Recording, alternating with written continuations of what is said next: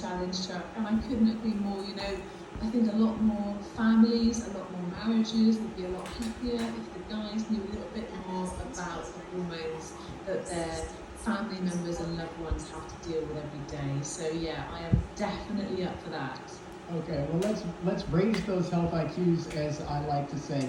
I guess just based off of the topic of your presentation, I mean, how can uh, the hormones of females, how can they, like, that health there improve if they make some modifications away from that standard Western high-fat diet and sedentary lifestyle into more of a healthier diet where they're up and they're also active? Yeah, he can make huge differences, and I think a lot of people don't realise that because, we certainly doctors, we talk about the menstrual cycle, and we talk about periods, and about fibroids, and about endometriosis, and about menopause, but we're not really taught about how our lifestyles can impact these conditions. And I say conditions, but of course, periods and menopause is what every woman will go through at some stage of her life. And it's something that even women don't really know about often before they go through it. And so I think education on this is so important. And yeah, diet is one of the biggest things that we can do in our own lives to help improve our hormonal fluctuations. And as you say, it's not even just about diet. We can do things like movement, prioritizing sleep, looking at our overall well-being. All of these things play a vital role actually in helping us to manage our hormone health in the best way possible. All right, so let's start with the diet here. Over here, it's referred to as the standard American diet, the SAD diet. But clearly, the fast food fascination is not just limited to within the United States. How much of a role is that playing in the overall health of your cohorts over in the UK? Yeah, I think that we have a very similar dietary pattern. Over here, we don't call it the SAD diet, we call it the Western style diet because essentially, we're not American. But yes, it's the same thing really. And we see that playing out with our rates of obesity.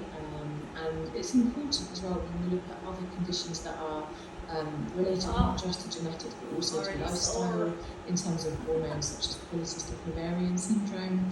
And I think it's really important to empower women and men to recognise some of these things because, believe it or not, I don't know if you knew this, Chuck, but about 1 in 10 women will actually potentially suffer from Polycystic Ovarian syndrome, many of whom, maybe up to even 80%, don't even realise that they have it. And so it's really important, I think, not only to be aware of the things that we can do to improve our hormone health, but also just some of the signs and symptoms of these hormonal challenges that we'll have that will help point us in the direction of greater health. What are some of those symptoms? I mean, if you're talking about 80% don't even recognize that they have it, are we talking about subtle symptoms? What should women be looking for? Well, if we do a little bit of a backtrack, I think, when we're talking about periods, for example, they've been occurring earlier and earlier in the Western world, and that may well be something to do with our diets. And it's not necessarily just that we are generally taller or healthier or have more access to nutrition. I think premature puberty is also something to be really wary of because that's happening a lot more frequently. And premature puberty is related to increased risk of heart disease later in life, even adult onset asthma, obesity and diabetes. And so when you go through premature puberty, essentially your periods are starting earlier than they should do, and many children now are potentially starting their periods even as early as 7, 8 and 9, and that would be classed as premature puberty, and that's something to be aware of as parents. And then moving through into those teenage years, many teenagers will notice that their periods fluctuate. They may not happen every month like clockwork. And especially in South Asian populations, if you're going through your periods in your teens and your periods are irregular for more than a year, that's actually a fairly important sign because that could be an indication of Polycystic Ovarian syndrome. And the things that we look for with Polycystic Ovarian syndrome are irregular periods or periods that have been absent for a period of time, as well as sometimes excess facial hair, sometimes excess weight, And there may be sort of more subtle symptoms that you wouldn't necessarily associate with polycystic ovarian syndrome, such as depression or anxiety or sleep disturbances. And the main thing that really drives that is insulin resistance. And so it's a hormonal condition that also predisposes people to type 2 diabetes as well. So I think the main thing that you'd look for would be delayed periods, so periods that are happening less frequently than monthly. And you may also look for other signs of androgen excess, which would be things like perhaps extra facial hair, sort of thinning of the hair on the head maybe, or extra weight that you might be carrying. None of those sound particularly appealing. I can't imagine. I want to go back to what it was you were saying though about women starting their period. Is you said as young as 7 years old? Is that right? That would be premature puberty. Yes, that's obviously they're children. They shouldn't be having to deal with these things at that age, and it's happening more often in Western societies. Yeah, and I think that it's probably to do with not just extra nutrition, not just the fact that we have more nutrition that we've got access to, but actually I think it's clearly harmful at that age to be going through puberty. And I think looking at the data that we have, although I would love to see more data, I think that there is a link with excess hormone exposures through things like microplastics and things like that in our environments that we haven't really looked at enough, but I think we need to have much more research on. Yeah, when you use the term extra nutrition, I'm assuming you mean excess calories, and that's just kind of the way that it's interpreted here over in the US, is that right? Yes, I suppose I do, but not just that. I suppose at times in the past there have been nutritional gaps too. That we've been able to fill nowadays. So things like iodine deficiency, for example, are really common. In fact, in the UK, there's a condition called Lancashire neck, which back in the 1800s used to actually indicate that you had iodine deficiency because of the goiter in your neck, because the soils in that part of the country were very iodine poor. And now, of course, we have a lot more access to iodine, unfortunately from cow's milk, but also now, thankfully, a lot of our plant milks are fortified, and we can also get it from supplementation and certain forms of seaweed. So I don't just mean excess food, I also mean that we're hopefully able to fill those gaps in nutrition that we may have had in years gone by. Obviously as a guy, I'm never going to understand the monthly cycle, the menstrual cycle. But I would imagine, though, being that young, I'm just blown away. Being that young and having that starting to occur with your body, I mean, that's gonna like freak a young girl out, right? Of course, especially if they haven't been told what it is. You're basically starting to bleed. You probably think you're dying. This is horrible for them. So, yeah, I think more education is needed. It shouldn't just be up to mums to teach their daughters, because there's many kinds of blended families these days, and there's many kinds of families that you can't just rely, I don't think, on mums sharing that maternal wisdom with their daughters. I think it's really important actually to have this education in the school setting as well, so that young girls can understand what they're going through and what to expect, and to learn about sanitary products and how to use them. And in fact, even the word sanitary products, I don't really like, because it implies that you're dirty when you're having a period. I think we should just call them period products, perhaps. That's my opinion. I mean, it's not so subtle wording. You're not wrong on that. It just conjures up like kind of a weird emotion with its sanitary product, right? It's horrible, isn't it? I think we just need to shake this all up and just call it what it is. That there's period and we've got period products. I mean, yeah, right? I mean, I don't know if the person who thought of that term was trying to eliminate the term period, but sanitary product, that's like 20 times more awkward than a period product, right? Oh my goodness. I think so. And what about the poor blindfold gentleman who goes down and he's like, sanitary products, this must mean, like bleach and soap and things like that. And he's on the completely wrong aisle in the grocery store. I don't know. Yeah, you definitely don't want to be throwing that stuff in your underwear. No.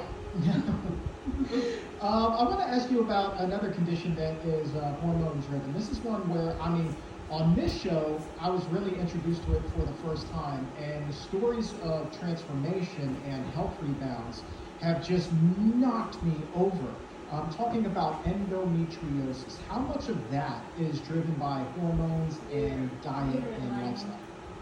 Yeah, I think endometriosis is a really important topic to educate ourselves on, men and women, because many women go undiagnosed for a long time, and it can actually really affect their quality of life and their fertility if they don't receive a timely diagnosis. So endometriosis is a condition where you get essentially the womb lining, or the endometrial cells, can start to crop up in other parts of the body, usually the pelvis, but it can happen anywhere. Rarely even endometrial deposits have been found in places such as the brain and lungs. And the problem with that is that when you have your monthly bleed and your cycle where you would shed blood through the womb and through the vagina, when you have endometriosis, you have those womb lining cells, those endometrial cells, but they're also bleeding in other parts of the pelvis usually. And that can cause irritation, that can cause localized inflammation, and when it continues without having a diagnosis, you could be left with all sorts of problems. You can have parts of your bowel or bladder sticking together, you can have pain during sex, you can have pain even when you do a poo or a wee, and you can have pain at other times in your cycle. So people can get really confused. Doctors often will perhaps misdiagnose it as irritable bowel syndrome, because the pain isn't necessarily classically just with your period. You could get it at other times as well. And it's really serious. It can affect women's lives immeasurably.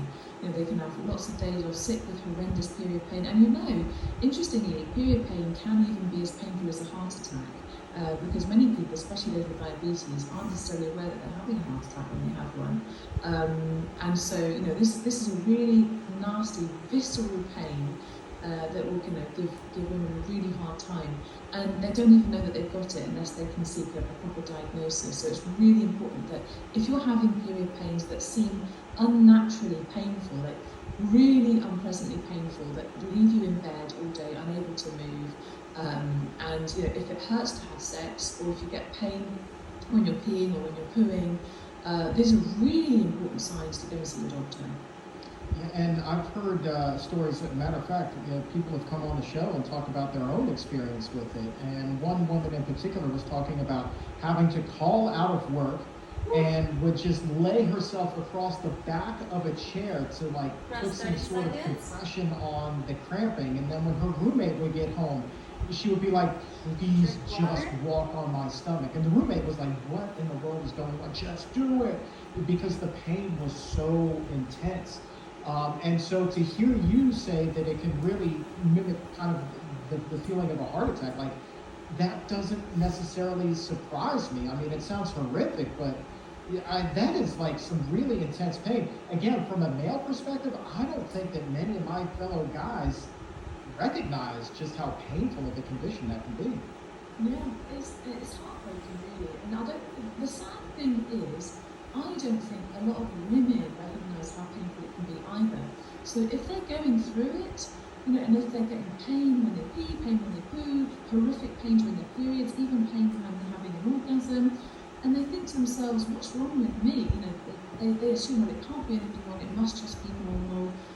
So many women have come to me in the past and said, I just get these really bad period pains. And then when I go through it with them and actually get a feel for what they're going through, I think to myself, well, they've been suffering for years, and they just put it down to being, maybe just overreacting, or just trying to get used to the fact that it must be normal for women to go through this every month, and it's really not. And I suppose the advantage of talking about it on a show like this is that if women can listen and men can listen, and they can sort of pass on this wisdom to each other, so that if someone's really suffering, they can go and get checked out. And the good news is that if you get a timely diagnosis, then you can have medical treatments to help. And of course, as you've intimated, it is helpful to instigate lifestyle changes as well that can improve the pain that you're experiencing. So yeah, there is good news in this, and I'm glad that we're talking about it.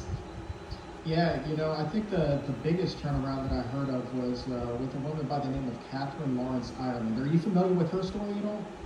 I think it's one of the stories that Dr. Neil Bernard has shared, and I loved hearing it. So yeah, I tell me mean, more.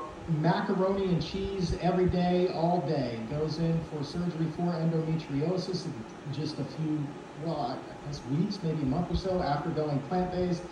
Doctor opens her up and closes her right back up. All that's left there is a little bit of scarring, but the endometriosis is gone. The doctor called it a miracle, and her mom called it just a plant-based diet. So, you know, it's incredible to me how someone can abuse their body for so long with this unhealthy diet and lifestyle, and yet, in such a relatively short amount of time, it can repair itself. It can, yes, although I would give you a caveat to saying that many women who are suffering from endometriosis are not necessarily eating in an unhealthy way, and also that that kind of story is super inspiring, and I would love for all my patients to eat a predominantly whole foods and plant-based diet, but sometimes those kinds of transformations are not possible, and I don't want them to feel guilty if they've really tried hard and they still end up having some issues. But yeah, it's really exciting to hear stories like that, and it makes us feel, I hope, more empowered that we can make some changes ourselves and get some real benefits. And interestingly, it's not even just about the food. There is some correlation, as I sort of mentioned earlier, with plastics too, plastics exposures, things like phthalates. There have been studies to show correlation between higher phthalate exposure and higher risk potentially of endometriosis. So that's something to also talk about, thinking about ways in which firstly we could get more research on this, but also from an individual point of view, what can we do to reduce our exposure to these kinds of plastics in our food and in our drink?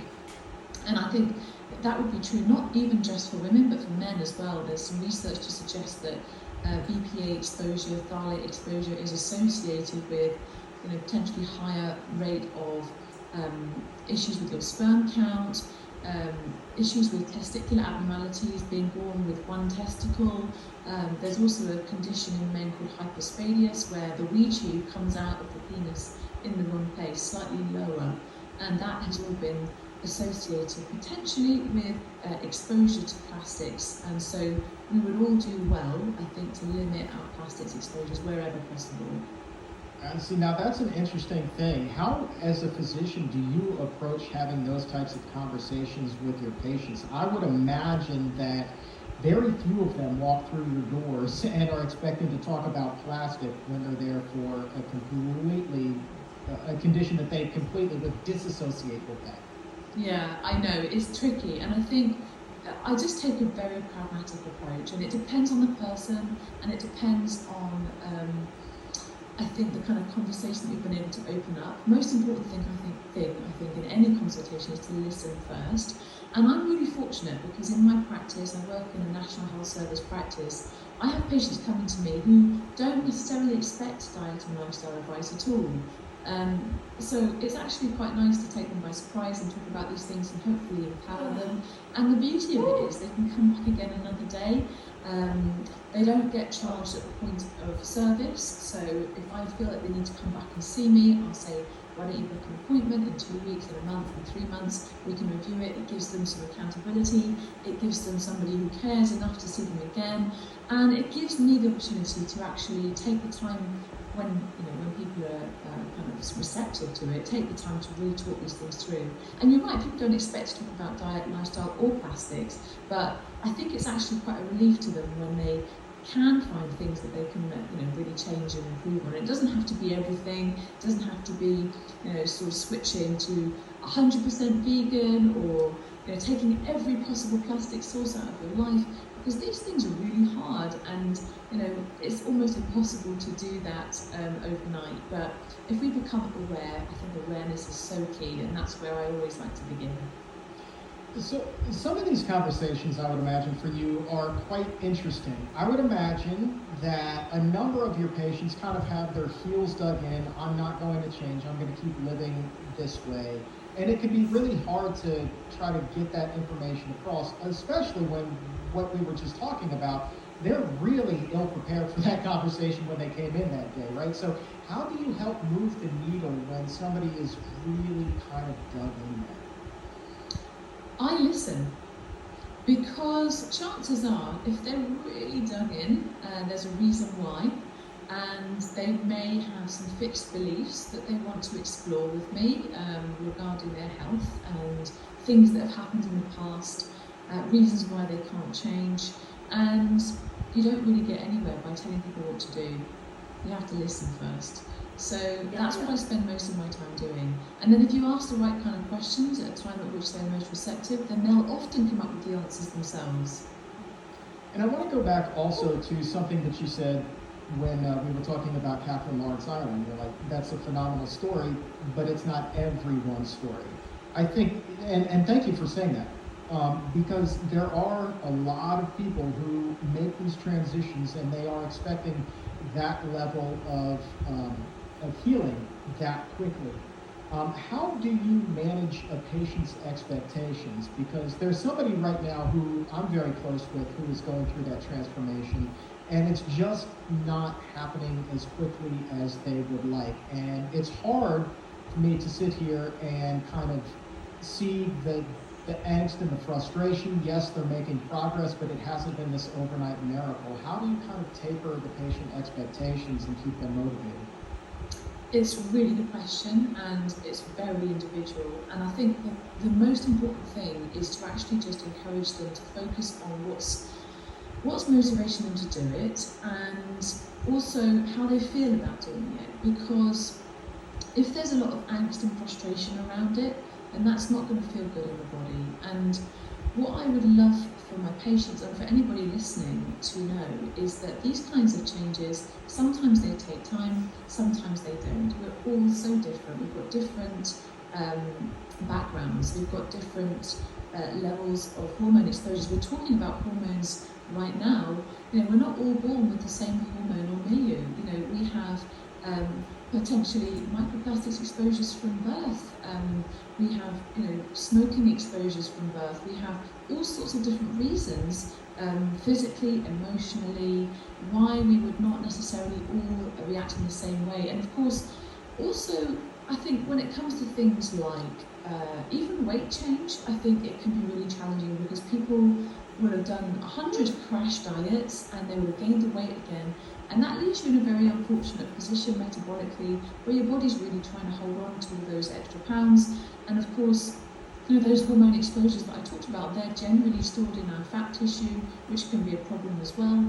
We have other thyroid issues potentially. We have microbiome differences. We have different courses of antibiotics that we've taken in our lifetimes, and how they have impacted our individual microbiome and how our microbiome responds to these changes. And we have different sleep patterns. We have so many different stress patterns. And I think that we're all so unique. And what I would hate for someone to go through is to think to themselves, right, well, I'm going to have a complete 180 health transformation within a month, within 2 months, within 3 months, because that doesn't happen for everybody. But if you can just maintain feeling good about who you are, regardless of what your body looks like, regardless of how your body feels, focusing on the things that you're grateful for, focusing on how pleased you are that you've even begun to make changes. Look at the progress that you've made so far. Feel good about all those changes that you've made to your life, and focus on that rather than focusing on what you're yet to achieve. You're a glass half full type of person, aren't you? I can see you've got that sunny disposition. Oh, you know what? I am. I can't help it. It's just the way I was born. And this is it, we're all born differently, but I think, yeah, I am for sure. And it's interesting because, when I grew up, my family were not like that. And so I think, it's interesting how our upbringing can affect the way we see the world and what we think of the people in it. And so I would encourage anyone out there who's struggling to just be a bit easier on themselves and to speak to themselves as they would a good friend. Wow. See, I like that. Somebody once told me that happiness is a choice, and I didn't really know what they meant until I got a little bit older. But then sure enough, that's that wisdom of the adult that as a kid you just kind of take for granted. But yeah, it's 100% true. You definitely made that choice. You can tell, like, you've been smiling this entire interview, you know? I dig that. I want to go back to what it was you were talking about a second ago. You mentioned crash diets. And since we're on the topic of hormones, I'm just curious, what happens to a woman's hormones when they basically turn their body into a crash test dummy? And they're crashing time and time and time again with all of these wacky diets. Yeah, I mean, I think instinctively we will all know it's not great for our bodies to do that. Men too, but I think there should be more research into how women's bodies are affected by this. And also fasting, I think, is an interesting topic because there's lots of mixed data on that. And I think especially coming up to menopause and for women who are having regular monthly cycles, we need a lot more data into fasting, which is, some people could take that into another form of crash dieting, couldn't they? And disordered eating as well. I think we need to know a lot more about how that affects our body and our hormones, and we just don't know a lot of that. But what I will say is that many different people have to do a lot of different kinds of work to achieve the same sort of size. So you could have 10 people all stood together who look the same on the outside physically. They may have the same weight, they may even have the same muscle mass, but then one on the left would have to do a 10-kilometer run or a 6-mile run every day, and consume maybe 400 or 500 calories less every day to maintain that body size compared to the person on the right. And that's just, that kind of blows out of the water the whole kind of calories in, calories out simplicity that people often talk about, because actually, as I mentioned, that hormonal milieu will change based on whether we've starved ourselves in the past, whether we've gone on crash diets, how much our metabolism is trying to get us back to a certain set point, and how long we've been doing that for. And then, of course, there are people who have had patterns of disordered eating, which can also impact our metabolism. So I guess the sort of take-home message would be slow and steady for the win. Don't be disheartened if you are not steadily losing weight in the same way that you were maybe when you started eating more healthier, and really make it into